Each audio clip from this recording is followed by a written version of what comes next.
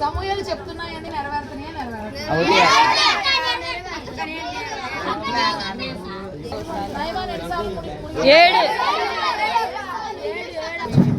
నైమాను ఏ నదిలో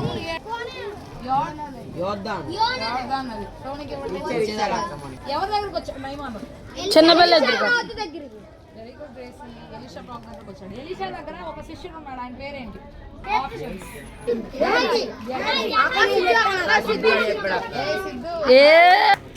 అబ్రహాం యొక్క తండ్రి పేరేంటి? Very good. ఆది కాలంలో ఎన్ని అధ్యాయాలు?